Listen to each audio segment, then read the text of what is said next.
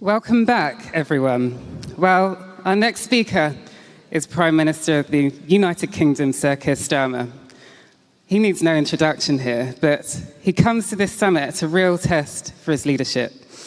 1 year into office, under pressure from Reform UK, and on the leave of Labour conference. Just this week, he sets out plans for digital ID cards for every UK adult, which has already sparked debate about control and civil liberties. So the question is, in the next week and the months ahead, how will the Prime Minister prove that progress means delivery and not just office? Prime Minister Starmer, welcome to the stage.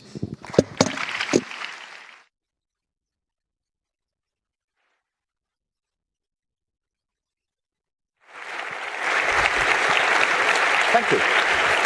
Thanks very much.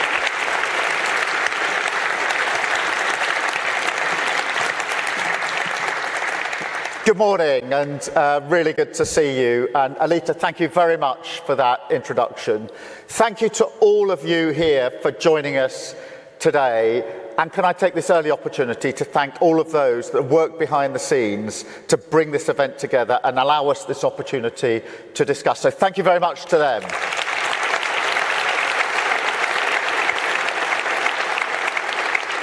Now, this is a gathering of people bound by a common cause, the patriotic renewal of our nations, that is underpinned by the values of dignity and respect, equality and fairness, and the belief that social democratic means are the best way to pursue that goal. But it's also a room that puts paid to a story we often hear in the press these days, that somehow our politics is dying out. Now, yes, we are in an era of huge challenge, but we can take heart when we look around the world. In fact, we only need to look around this room. Kristrún from Iceland, Pedro from Spain, Mark Carney, who stormed to victory in Canada at the beginning of this year, followed by Albo in Australia, and of course Jonas in Norway just a few weeks ago. So in fact, pitted against our right-wing opponents, I'd say centre-left parties are having quite a year so far. And not forgetting, there is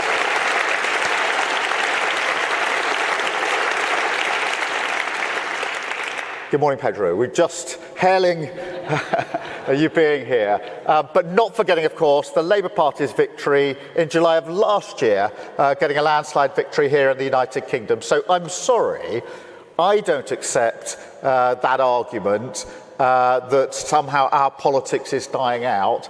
But I do accept that it is now time for Social Democrats to confront directly some of the challenges and some of the lies, frankly, that have taken root in our societies. Because we don't just hear these stories about our politics, we also hear stories about our great countries, our communities, our cities, that simply do not match the reality that we see around us.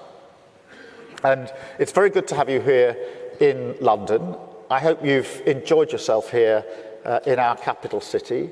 Maybe gone out for breakfast this morning, popped into the pub for a pint last night, maybe enjoyed the last rays of sunshine in our beautiful parks. And if you have done any of those things or other brilliant things in London, you may have noticed that this city isn't the wasteland of anarchy that some would have you believe. But that, in a sense, captures what we're up against, doesn't it? And there are versions in all of your countries where places, institutions, communities are portrayed in a way that is a million miles from reality. A sort of industrialized infrastructure of grievance, an entire world, not just a world view, created through our devices that is miserable, joyless, and demonstrably untrue. And yet, in another way, and this is the challenge, also totally cohesive. because it preys on real problems in the real world, identifies clear enemies. That's us, by the way. And at its heart, its most poisonous belief, and this was on full display here in London just under 2 weeks ago, that there's a coming struggle, a defining struggle, a violent struggle for the nation, for all of our nations. And you don't have to be a great historian to know where that kind of poison ends up. And you can just feel it in a language that is naked in its attempt to intimidate. Because it's not careless or accidental. It's part of a strategy. They want politics to be a choice between globalists and nationalists, to draw a dividing line between the elites and the people, in which somehow our rich story of patriotism and pride, our common cause with working people, our deep roots in the trade union movement in our communities, the desire and demand of working people for a voice in their future is claimed by those who have nothing in common with them or their values. Only a cynical intent to exploit their fears to benefit themselves. That is what we're up against. So we must show our politics resolutely opposed to a status quo that doesn't deliver for working people. The worst thing we can do is to defend the status quo. It hasn't worked for working people. We must be determined to deliver change in their interests. Patriotic renewal, rooted in our own national stories, restoring pride where people live and work. We fight for our values, decency, tolerance, respect, and most importantly, we focus on the countries we can become through renewal. National renewal. Now, that's not a new argument for social democrats, but it is the beating heart of our politics, the nation state, harnessing the potential of the whole country, providing security and opportunity for working people, together squaring up to the challenges of a world that is frankly more dangerous, less secure than many of us have known in our lifetimes. We have to respond to that, not by turning inward, but with even deeper solidarity, alliances and partnerships built upon common values, the rules-based order that has kept the peace in our world since the last century. The coalition of the willing, strong not just because of the depth of our shared beliefs, but because we recognise that the security and safety of the people that we serve depends on our relationships, our willingness to stand up together across our different political traditions and not be cowed by tyranny. But to protect strength abroad, you do need security at home, economic stability, an approach to economic growth that can create wealth more fairly in the first place. Proud working-class towns and cities, so often disenchanted with mainstream politics because the economy does not work for them, and because that's been true for a very long time. And they're losing trust in our ability to deliver the change that they want to see. They don't want handouts or help. They want to stand on their own feet. I'll give you an example from the United Kingdom. Yesterday, we announced £5 billion to be spent by local people, however they see fit, in their communities, restoring a pub, reviving a community hall, reopening a youth club. But the important thing is not coming cap in hand to Whitehall to get the green light on a project, but actually allowing control to be with the communities where the funding is going, so they can choose what it's spent on, because those with skin in the game know what's best for their communities. It's about restoring control and agency, having the respect for working people to choose what's right for them. And that is how they stand proudly as partners in a social democratic nation. So our approach to the economy, investment, yes, of course, in everything from defence to energy, creating good, well-paid jobs. Industrial policy, yes, of course, our proud heritage of making things, relighting the fires and the factories across the country. In public services, absolutely, for all of us, from healthcare to transport, and financial prudence, which is non-negotiable. But it does also mean stripping out regulation so we can build more and build more quickly. And the private sector can create wealth in every community. Now, some people call this approach abundance. I have a different phrase for it, social democracy. But the way I see it, this is the defining political choice of our times. A politics of predatory grievance, preying on the problems of working people, and using that infrastructure of division against the politics of patriotic renewal, rooted in communities, building a better country, brick by brick from the bottom up, including everyone in the national story. Difference under the same flag. Because wherever you are in the world, we all have our different national symbols. And what I'll say is this: we must fight for them. Stand up to those who tell us that there's a tension between our symbols of pride and symbols of inclusion, our multi-ethnic modern nation and our history and heritage. There is not. They are one and the same thing. That's the social democratic argument. It is a powerful one, and we must never surrender it. But of course, you need more than symbols for nation building. You also need renewal. And it's important to be really clear on this. Renewal is not just fixing problems in some managerial sense. That is important, of course it is. People are very disappointed with the pace of change in government. It's so much slower than almost every other facet of their lives. So we do have to speed up. Poor delivery is a threat to mainstream politics. But renewal is a deeper argument. It means demonstrating to working people that, as well as the economy, the state is being run in their interests.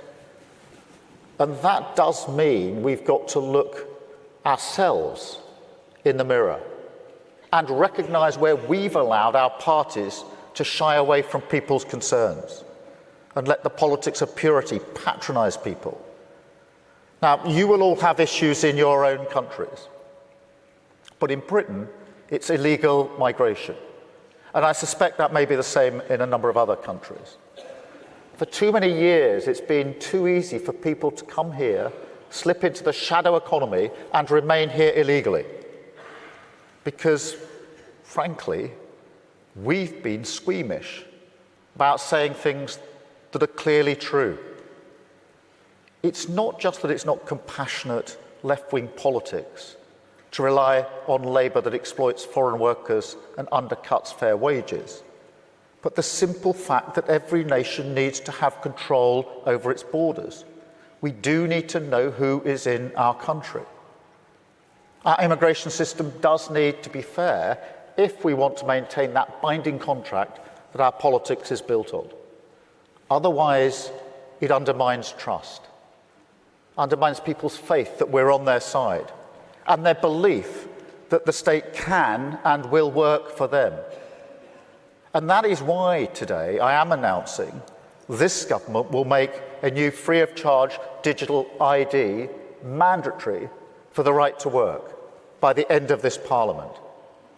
Let me spell that out. You will not be able to work in the United Kingdom if you do not have digital ID. It's as simple as that. Because decent, pragmatic, fair-minded people, they want us to tackle the issues that they see around them. And of course, the truth is, we won't solve our problems if we don't also take on the root causes, looking upstream to tackle poverty, conflict, climate change, Issues that aren't just intolerable for those of us who care about inequality and injustice wherever it's found in the world, but which have clear consequences for our own citizens. Take Russia's aggression in Ukraine. We all have a responsibility for the future of our continent, to stand tall where oppression and violence rears its head. But it is also about energy security, because Putin and other tyrants have used their control over energy supplies as a threat. They've pushed up energy bills, threatened to keep doing so unless they get their way. And that's why we're investing in our own energy, sovereign control over our own future, whether that's nuclear, wind, solar power. Now, this will create good jobs, but it will also take the boot of tyrants like Putin off our throat. So our mission to become a clean energy superpower is about future-proofing energy supply, bringing energy bills down and protecting the planet that we all live on, doing right by our values and by our countries and our citizens. Because in this era, we must be the nation builders. We must be the patriots in our countries. We must show working people that we, and only we, can deliver the pride and belonging they seek. Their communities strong, cohesive, changed for the better, taking control of our future, tackling the big challenges, whether that's climate change or illegal migration, not shying away from them. That is how we win. That is how we rebuild. That's how renewal defeats grievance. Thank you very much for listening. Thank you very much for being here. I really appreciate it. Thank you very much.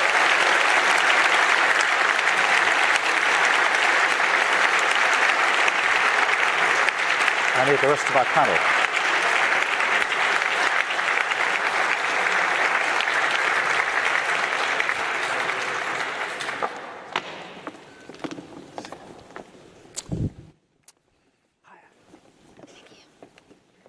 Good to see you, Alba.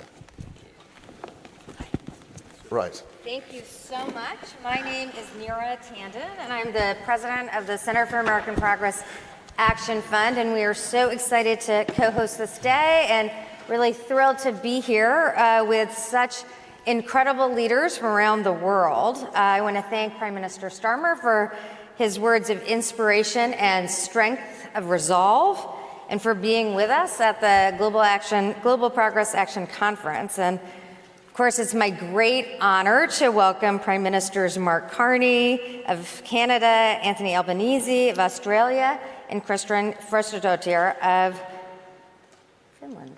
Iceland. I'm so sorry. I'm so sorry. Oh my God, that's so embarrassing. I'm thrilled to join you all for this conversation. We're living, and this is a really crucial moment because we are living in a new political moment. And as we all face rising authoritarianism and essentially significant disruption under the guise of change, we have leaders here who are addressing the challenges of their countries, people who are addressing the economic insecurities, addressing basic needs, meeting the moment without inducing fear, but inducing hope. And so as we face these challenges, we're thrilled to have these leaders here. And I'll just get right into the questions. Your respective electoral and policy victories. We have leaders here assembled who've all won election in the last year and a half. These have been points of inspiration for the progressive movement, for center-left parties, and for really democracy defenders around the world. And I'd love for you to share with us, how your messages, how that resonated, and how you are meeting the needs of your constituencies, people who are deeply concerned with cost of living and other issues. Mark Carney, please take it away. Mr. Prime Minister.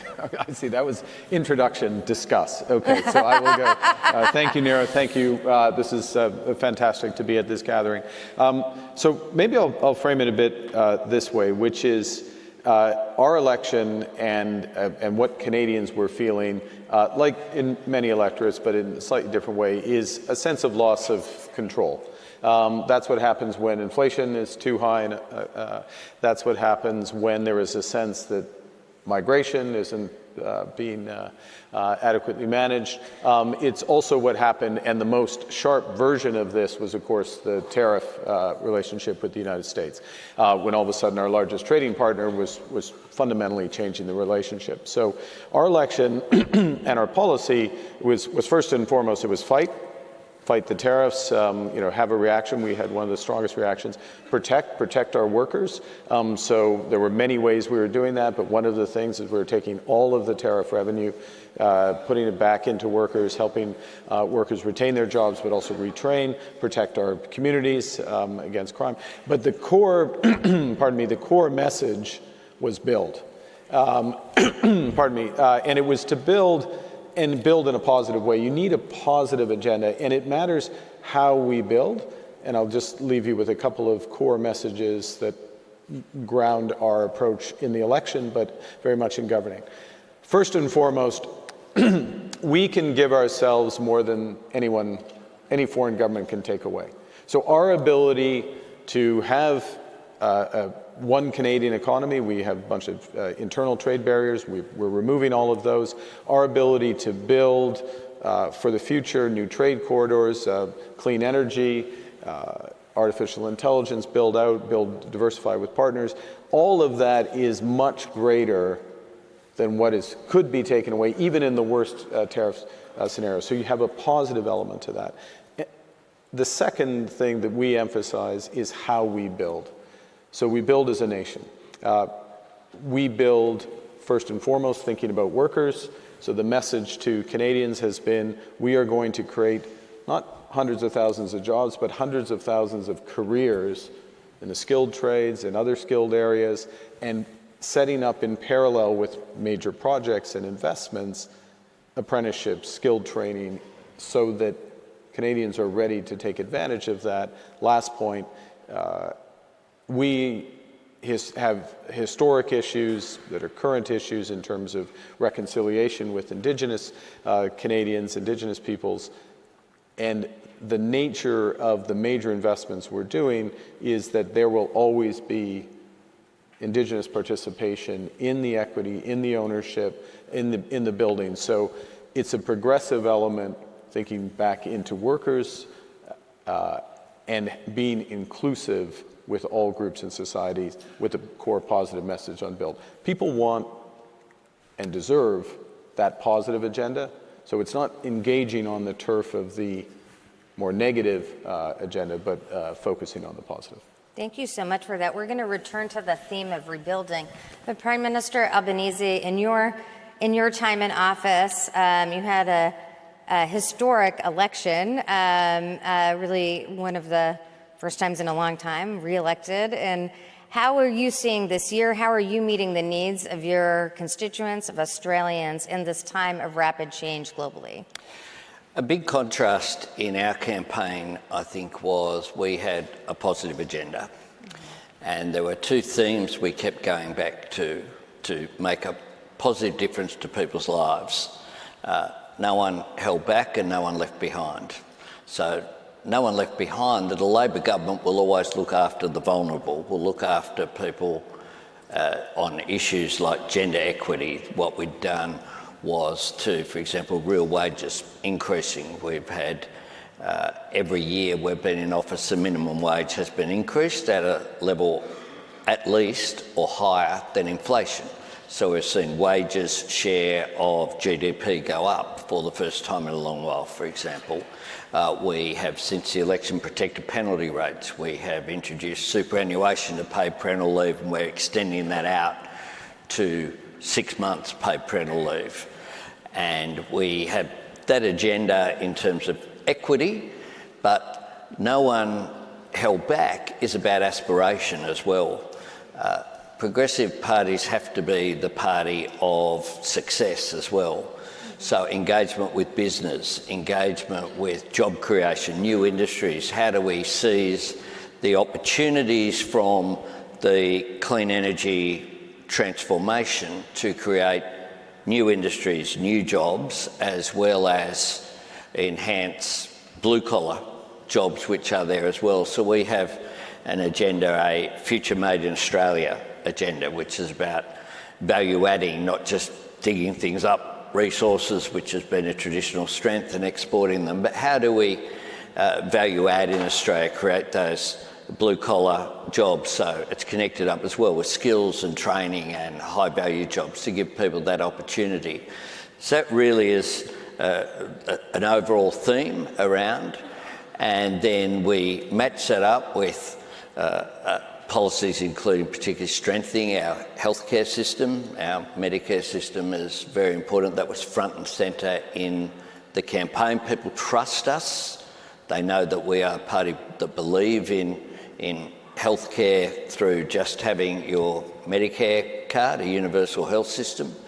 And our opponents really went back into grievance and we were able to point towards as well economic management. We produced 2 budget surpluses in our first term, the first time that had happened for a couple of decades. So we also emphasised the progressive patriotism idea as well, that we could go the Australian way.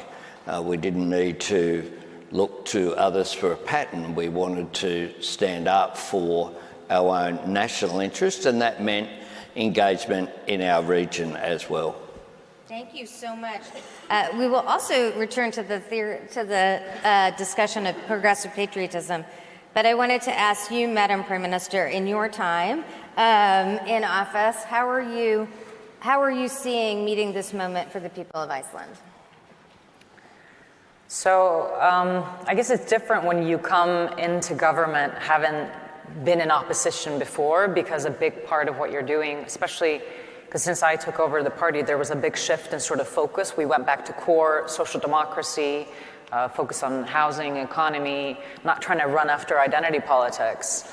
But I mean, a core in our messaging coming into government is delivery relatively quickly. I mean, to be honest, I mean, the voter out there knows, they're smart, they understand that hard, structural changes, they take time. But there are moments, I think, where you can prove that you're there for the right reasons. I mean, we already put together a ministerial committee, for example, to revamp the building of nursing homes, and we just put people in a room and we didn't let them leave until they figured it out. And there were all these issues between the municipalities, between the government, between private companies, where somebody had got pissed off or something had got stuck in the system and they just allowed it to get that way. And so we managed to push that off and get that going pretty quickly. I will say we did also have a good moment, which I think really strengthened the government, which is that even though we campaigned on these bread and butter economic policy welfare issues, there has been a historical struggle in Iceland when it comes to our resources, especially our fisheries. We have a very profitable fisheries system, but the quota holders, they've retained much of the resource rents, and a large proportion of our citizens find this an unfair situation to be in. And so one of the first things we did was raise the resource rents, and we pushed for a new bill in Parliament, and we ended up getting filibustered by the opposition, not for days, but for weeks. And we stuck with it.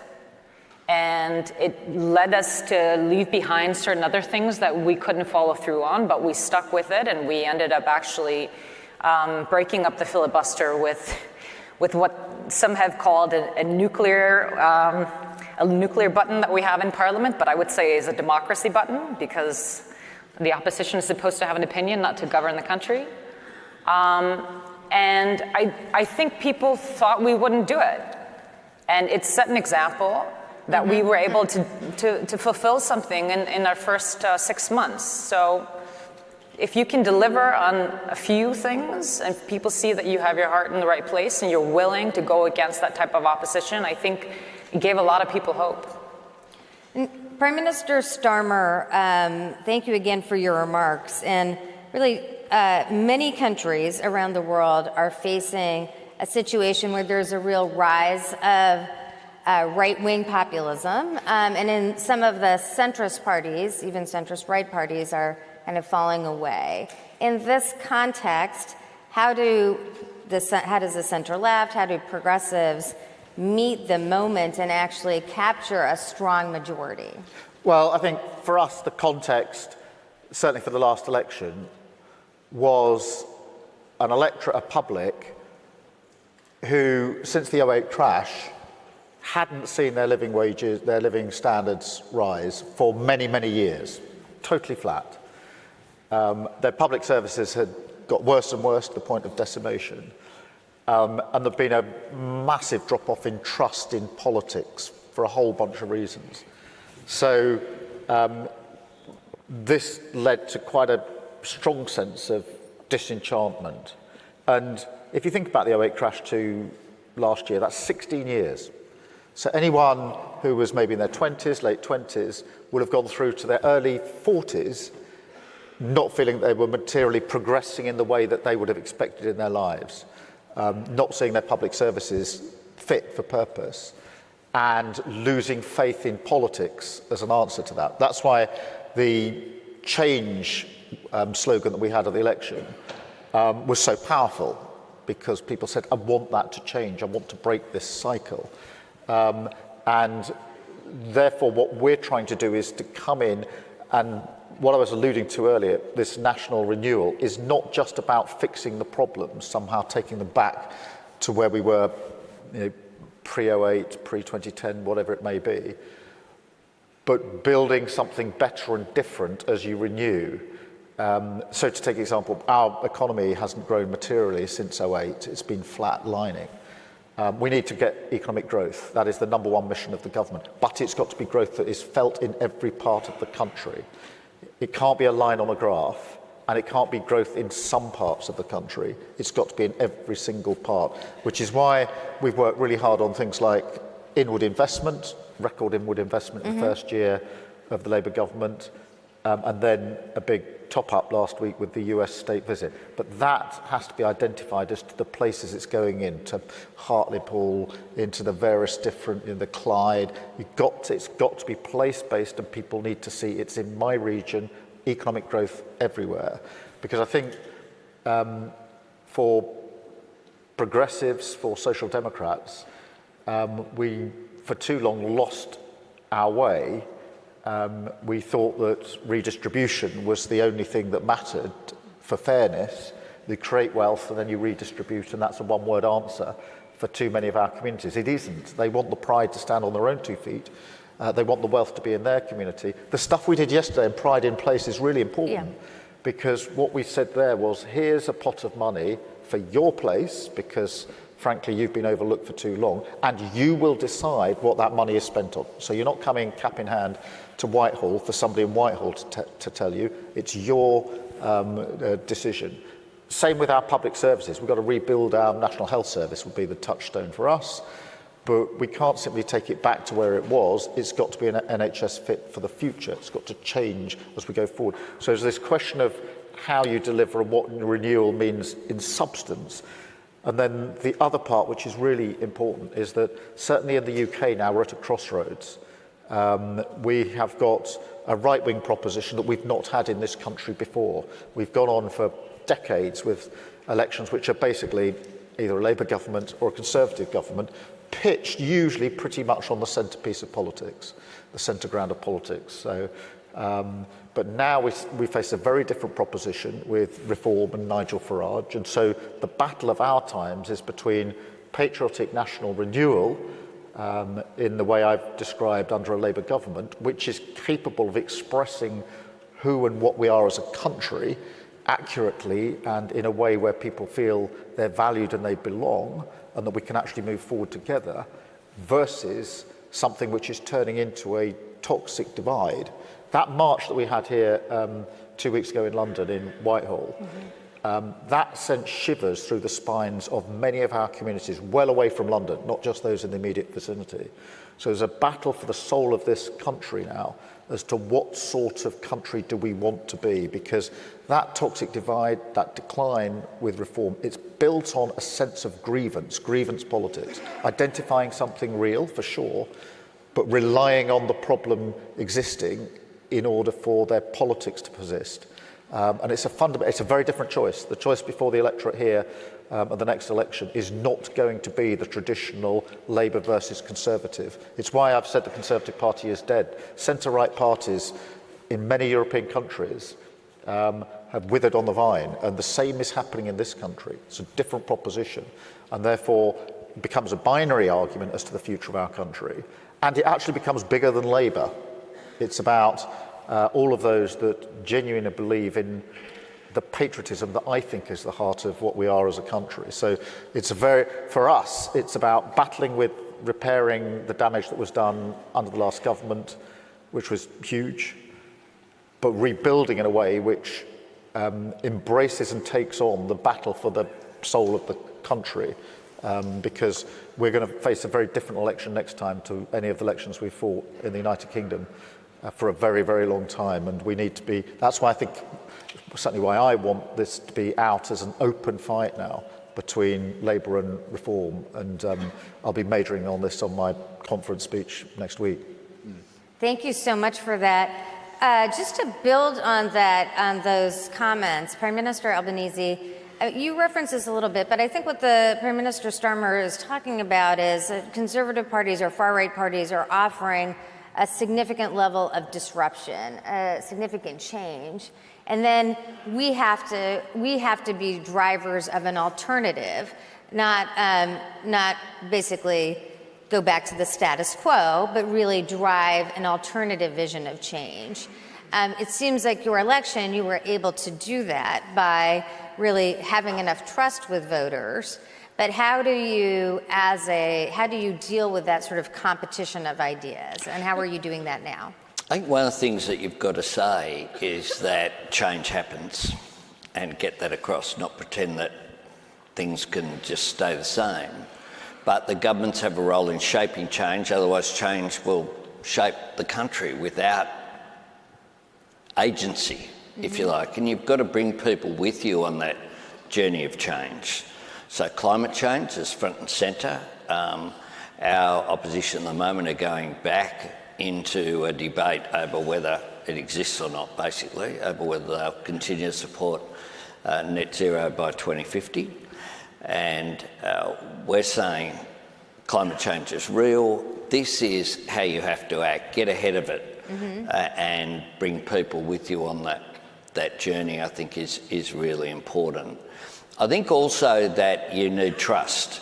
My party and our Conservatives had both replaced sitting Prime Ministers a number of times, and that disruption annoyed people. People were like, what's the system? So one of the things that we did at the same time was to produce, I think, a stable government going forward as well, and to have the first time we've had a PM re-elected for over 2 decades. There have been 7 different results from 7 different elections. And so able to say that trust and to fulfil the commitments. So we were very disciplined about doing what we said we would do. There was one exception, which was we changed tax cuts that were built in to deliver for lower middle income earners, and we said we needed to do that. We owned it. I went to our National Press Club and said, this is what we're doing, this is why we're doing it, because of the pressures that were on cost of living. So we were relentless about bringing things back to cost of living pressures, which was a global phenomenon. Global inflation was there as well. So, we had a 6 in front when we were elected and rose to 7, and we have now got it down within the band of with a 2 in front. And we did that without sacrificing people, and we did that as a distinction. So employment strong, over 1 million jobs created in our system, unemployment's 4.2, and real wages increasing. So we said, we'll get inflation down, but in a way that doesn't leave people behind. And since the election in May, we've been really ruthless as well about delivering on the things that we took to the election so that we could, again, fulfil that trust that people want to see. So we've cut student debt, increased paid parental leave, an increase in the minimum wage, paid prac for people studying to be nurses or teachers. We've done energy bill relief, a whole range of changes that we said we would do, we took to the election, and we've implemented, most of them, those cost of living measures in the first period, because that's what people want. If you can't relate it back to making a difference to people's lives, then some of the culture war issues and those things can come to the fore.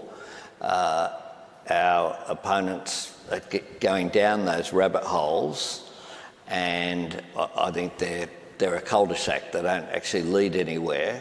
Whereas if you are ruthlessly concentrating on making a difference to people's lives that they can see, then you can talk about the broader issues as well, that you might want to talk about, those longer term changes of equity and broader issues about Australia's place in the world and those issues.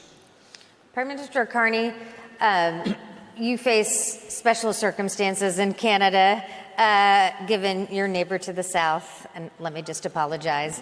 And so how are you, just building on the Prime Minister's remarks about delivering and how delivery creates trust, how do you see that in the context of Canada? Yeah, we all have special circumstances in our own way, I suppose. So, and I'm going to pick up what Prime Minister Albanese just said. It starts with delivering directly for the situation people are in, and and also draw a bit on what Keir was saying, which is, the reality of what you inherited, going 15 years without real wages, without people getting ahead. Like, the last time that happened was the middle of the 19th century. Karl Marx was writing the Communist Manifesto in the British Library. I mean, there's a connection here. So you've got to deliver real wage growth first and foremost. And so, similar to in Australia, slightly different measures.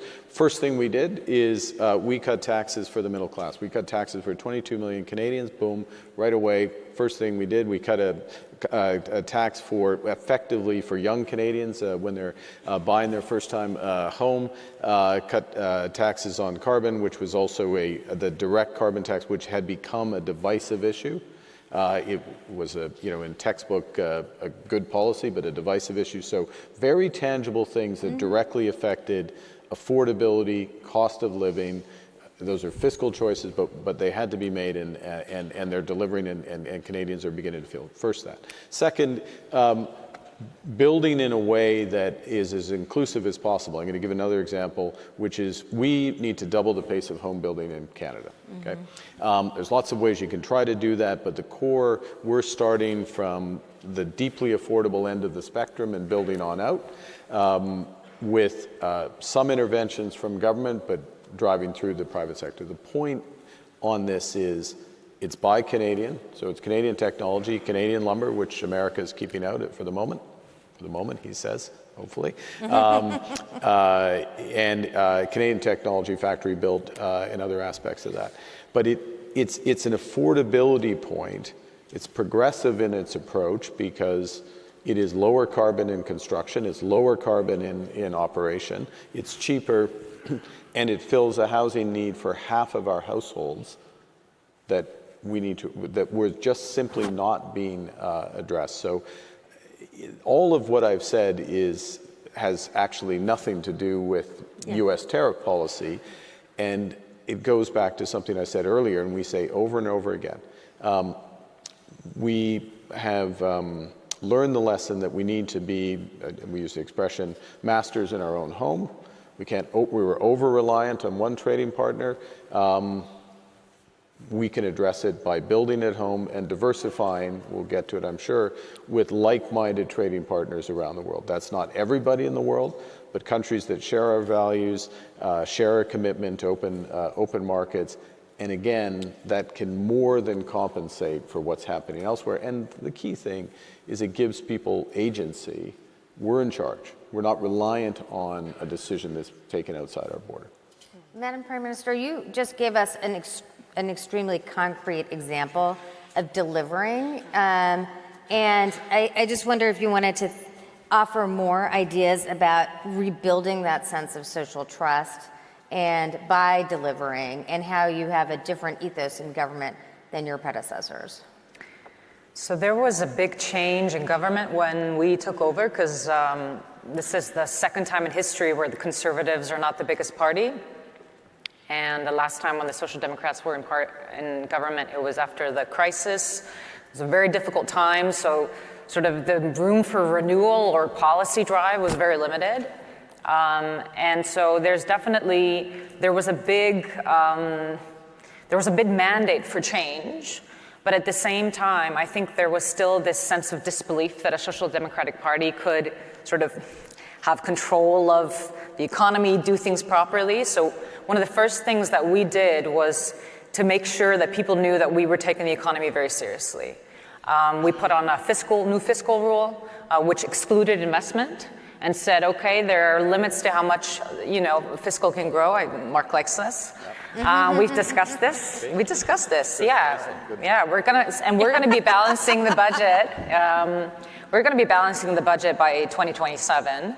And we started out by asking for ideas from the public on tidying up ideas. How do you tidy up with the government? And a big part of that is, it might sound like it's for show, but at the end of the day, a big driver of distrust, I think, in politics today, and I feel this especially because I didn't grow up in politics, I'm relatively new in all of this, is that people just feel like they're not listened to, like their ideas aren't good. And most of the times, they have pretty good ideas. And so we collected all these ideas, and it was also a signal to the public that we, despite being a center-left-led government, we like the government, we like systems, we support welfare. We're not watchdogs of the system.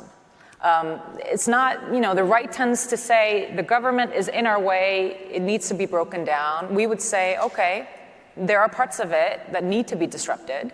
And so we're okay by going into systems change, by talking about tidying up, doing things better, even though we might be wanting to spend more on welfare. And I think that gave us an aura of sort of cleaning up in a way. There's 3 women who are in this coalition. So like the leaders of all the parties are women. And we just have this aura of taking care of business. And I think it's really given us a good platform of then doing all sort of the progressive ideas that we need to do in housing and welfare, because we have ownership of what we're doing. So this has been a big focus of us. I also want to say, for example, when it comes to building, Iceland is an energy-rich country, but one thing you might not know is that over the past couple of years or even a decade, there's been this backlash against power, against harnessing nature. And even in my party, we have people who want to conserve nature. I want to conserve nature. It's very important, but there needs to be a balance between ramping up, building up, getting growth.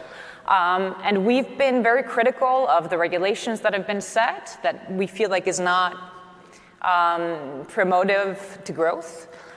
So we're doing these little small things that show that we're not just there to spend everybody's money. But at the same time, we have a righteousness check like we did with the fisheries. We're hitting back on the fisheries fees. We're getting income in, we're getting taxes in, and we're not just focusing on cutting. So I think that's definitely given us a lot of trust. And then I will just say at the end of the day, people vote for you to govern, to make difficult decisions. They don't want to always hear that everything you're doing is easy, that you might they appreciate it. If you say no to some things and then you say, this is going to be difficult for a year or two, but I'm sure it's going to be better, because it gives you trust. So we've been pretty clear on that this is a longer term project, and I think it's given us credibility, at least for now. Let's see what happens in a year or so.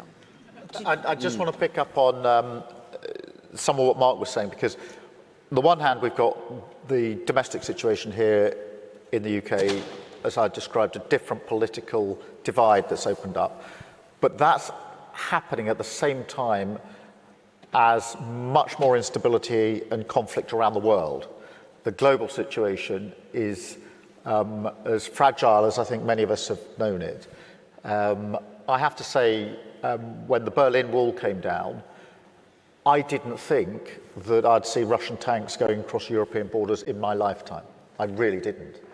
I mean, yet we've seen it. That conflict is not just about the sovereignty of Ukraine. It is about the ambition of Putin and our values, our freedoms. It's already impacted hugely on energy prices, etc., here in the United Kingdom. And it has shattered the idea that the comfortable peace dividend that we have enjoyed for years is here necessarily to stay, and therefore we have to rise to this moment. And on security and defence, we're in a different era. There is no doubt about that. You can feel that all across Europe and beyond. Countries are spending more on defence. And we have set up the Coalition of the Willing. That is a group of like-minded countries focused in the first instance on how do we provide the security that will be needed if there's a ceasefire in Ukraine, but equally, and really important for me, as a vehicle to ensure that the countries in the Coalition of the Willing, particularly the European countries, step up on defence and security in a way we haven't. Because for years we've pretty well neglected this. We haven't been in the right place. We've assumed that the peace dividend would last for much longer. And now we've got to step up into that space. And so Coalition of the Willing, for me, is about, yes, Ukraine, but it's about a bigger argument about how we step up on defence and security in this new era. And we have to combine this with what's going on at home. So at home, you've got the how do you deliver on the real things that matter to people day in, day out, whilst at the same time attending to the international issues, which are huge. And going back to Mark's point, it's not just defence and security. Trade and the economy in our world is changing. It's moving to a different place. You can have your own view on tariffs. You may think they're good, bad, or indifferent, but the fact is they're here. President Trump believes in them, uses them, and we have to understand that. It's a profound belief that he has about the way he wants his economy to be reshaped.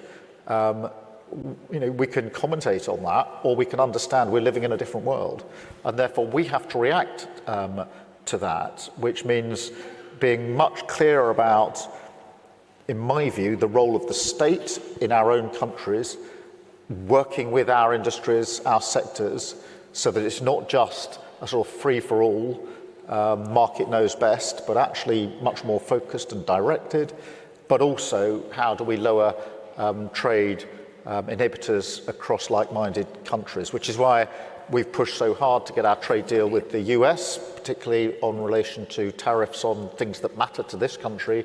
Car manufacturing would be the best example of that, but also the trade deal that we did with India, which had been tried for many years, and moving closer to the EU through the EU-UK reset, is part of re-establishing the UK on the world stage, which we had to do. It's very important, but is also recognising on defence and security and on trade and the economy, we are living in a different, much more difficult world than the world we were living in just a few years ago. And therefore, you've got the remaking of domestic politics in a world where on defence and security and trade and the economy, we are in a new era.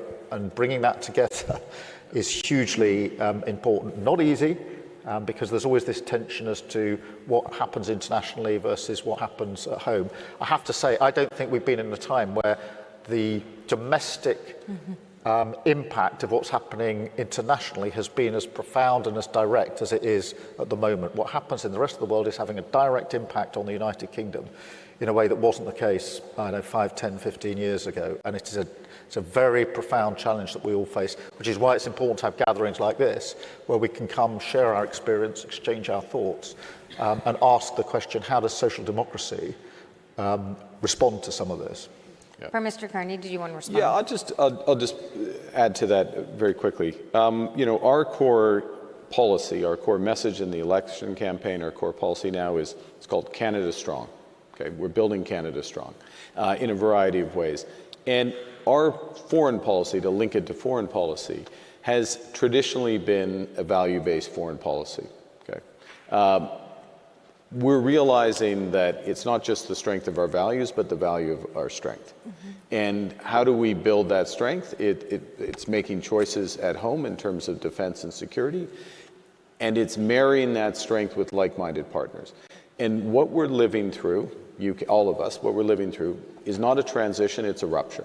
Mm-hmm. It's a big change in the trading system, and we're not going back. Nostalgia is not a strategy there. Big change in geopolitical risk.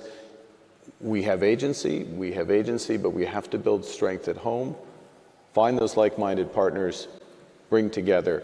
And in doing so, we deliver for our citizens, but also it gives a confidence and a purpose to the country that is empowering. And I think that speaks to the patriotism that you talked about. So just as we're closing, if you have a few more words, Prime Minister Albanese, about the topic you mentioned, which is progressive patriotism. Yeah, that I think on the range of issues, be it trade, that means standing up for, in our case, Australia's national interest. We're also aiming to diversify our trade interests, and from us, the driver of that in part was that there were restrictions from China, our major trading partner, so we've reached out particularly to ASEAN, to the growing economies to our north, but also the other partnerships that we have as well. Migration is a big issue. When it comes to migration issues, one of the theme of our approach is you can be strong on borders without being weak on humanity. So we have strong border controls through Operation Sovereign Borders. We've continued, but at the same time we've increased the number of asylum seekers who we take. We abolished temporary protection visas to give people that security to fully participate in society. People who'd been in Australia, some for more than a decade, they weren't going back anywhere, but to really emphasise that Australian values are there. I think there are attempts by some on the far right to own nationalism, and so it's a matter of not being nativist about it, but being proud of who we are and what we're achieving. And Australian society has the oldest continuous culture on earth in First Nations people. Mm-hmm. But we also are a multicultural society as well, who've welcomed people from all over the world. We're all either migrants or descendants of migrants, except for First Nations people. So we have a Prime Minister called Albanese and a Senate leader called Wong. And that's who we are as a modern society. And I think that is really important as well, that we're embracing who we are and being proud of it. And just finally, Madam Prime Minister, as you see this conversation, how do you see this idea of sort of progressive patriotism? I mean, speaking for Iceland at least, can you imagine? If you're an Icelandic person, you have to be proud. You're there in the middle of the ocean and you're your own country. Icelanders are very proud. And we have this strange relationship with the outside world because we're so addicted to it, but at the same time, we have our own language. We've done really well for ourselves, despite a lot of reasons why we may not have. I mean, what I will say is that you get really far ahead when it comes to trying to unite people behind, whether it's the flag or patriotism or the nation, by showing people respect. And I do think, and I'm sure everyone here in this room can agree, that center-left social democracy, for some time, starting having a conversation too much up here. They were talking at people, not with them. They weren't talking about concrete matters. And what is patriotic is meeting people where they're at, understanding that your mandate comes from the people, that you're not supposed to tell people how they feel, but you're supposed to experience how they feel and try to run based on that. And so to me, patriotism has meant trying to join the country together, all of Iceland, not just urban-centric, very globalist mindset, even though it's very important that we have international relationships. We just need to be able to get to a level where we're having real conversations with people. And at the end of the day, people want togetherness, they want humanity, they want to be kind to their neighbor, but they just want the systems to work. So they want you to go to work and disrupt those systems if they need to work. You don't even have to talk that much about it, just do it. And you know, at the end of the day, that's what we're all going to be measured on. Are we building those nursing homes? Did those house builds go up? Do you have health care? It's not just the rhetoric. So again, we'll see where we're at in a couple of years, but I think we can do it. Right? Just do it is a great motto for how democracies can deliver. I want to thank this incredible panel, and I have to say, the future is bright when you have leaders who are focused on delivering. So thank you. Thank you. Thank you. And I think we are going.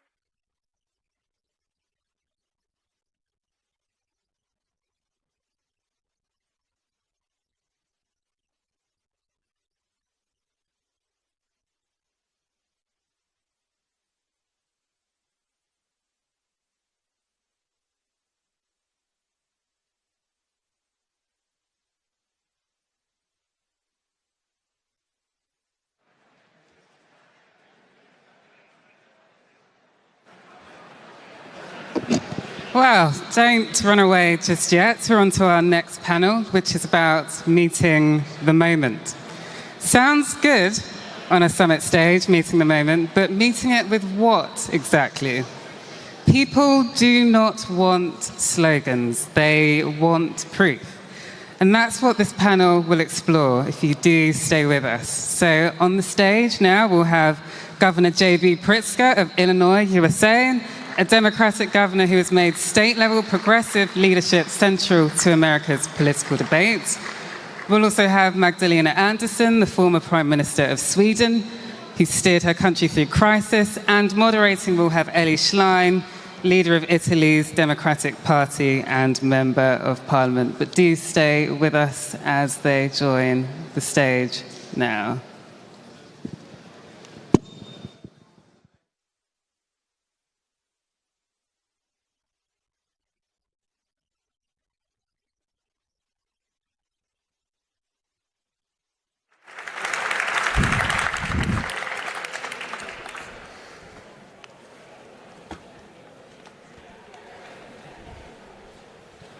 So we should have. Okay, we can start. Thanks a lot for the invitation. It's an honor and a pleasure to be here and to be with GB. I am Elly Schlein, the leader of the Partito Democratico in Italy, opposition party right now, with an extreme right government